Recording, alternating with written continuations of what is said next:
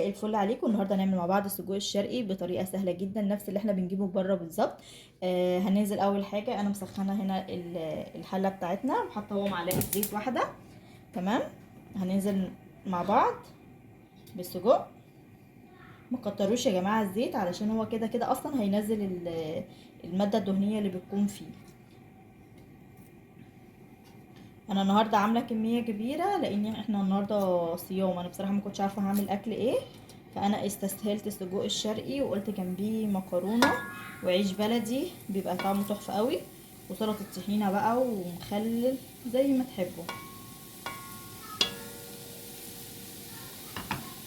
احنا هنشوح الاول السجق، هنديله تشويحه منه فيه، وبعد كده ايه هننزل مع بعض ببقيه المكونات.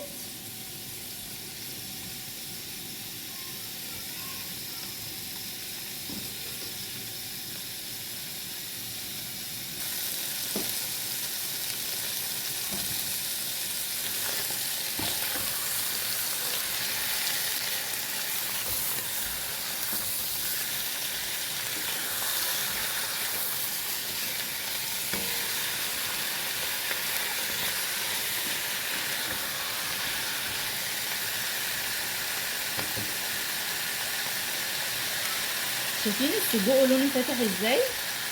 مش عليه الالوان، لان لما بيكون احمر قوي بتعرفوا ان هو بيبقى عليه ماده كده بيحطوها عشان تديله لون الاحمر بتاع اللحمه. يا جماعه خليكم واثقين جدا من الجزار اللي انتوا بتجيبوا منه السجق. احنا كده يعتبر سويناه نص تسويه زي ما انتوا شايفين،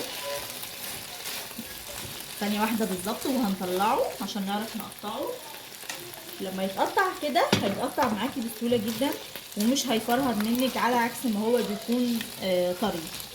تمام. هنطلع بقى ونشوف هنعمل فيه ايه. هننزل بقى هنا كده على طول، انا قطعت السجق. هننزل بالبصل الاخضر او سوري الاحمر، معلش.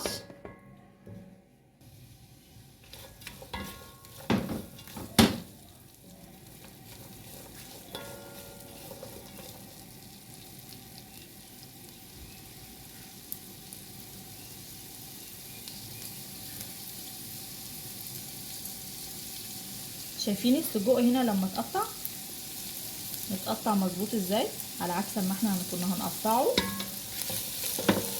وهو لسه طري كان هيبقى مفتت خالص وما كانش هيعجبنا. احنا هندي هنا كده تشويحه للبصل.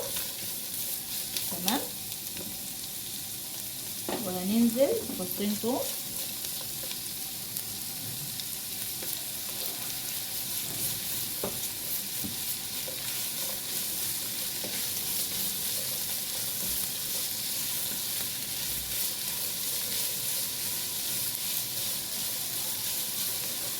وبعد كده هننزل بالسجق بتاعنا. وفي كام واحده سليمه عشان انا ابني ما بيحبوش متقطع.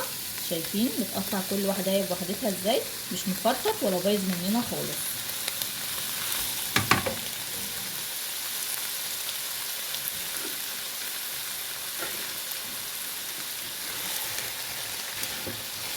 هنقلب بقى كده السجق بتاعنا. بجد مش قادره اقول لكم الريحه فظيعه.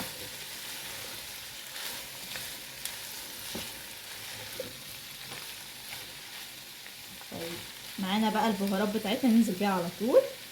بهارات لحمه، فلفل اهي زي ما انتم شايفين اهو، بهارات لحمه وفلفل وكمون وكزبره وتوم باودر وبصل باودر والملح بتاعنا. هننزل بالبهارات ونقلب.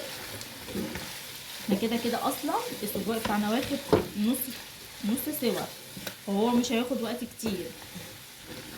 تقلبتين وهننزل بالفلفل اللي عندنا والطماطم.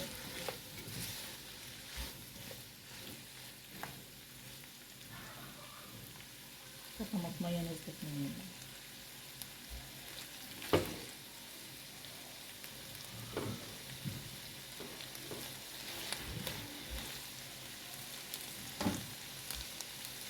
هننزل بقى يا جماعه على طول اهو بالفلفل الالوان، وما كانش عندي اصفر بس عادي يعني مش هيضر، يعني مش هيأثر علينا في حاجه. وقرن فلفل صغير خالص كده مشطشط عشان يديها بس طعم حلو كده وجميل. انا كده نزلت بالفلفل الاحمر ونزلت بالفلفل الاخضر، وقرن واحد بس ايه فلفل اللي هو الطويل اللي بيبقى مشطشط شويه. وهنسيبها شويه وبعد كده نرجع ننزل عليها الطماطم. هننزل بقى بالطماطم الجوليان متقطعه اهي، ونقلبه ونغطي عليه بس شويه صغيرين لحد بقى ما يستوي كل الخليط مع بعضه، ويبقى كده بألف هنا وشفا. صدقوني هيعجبكم جدا وطعمه يبقى احسن كمان من اللي بتشتروه من بره. وده اسوجور اسكندراني على اصله يعني.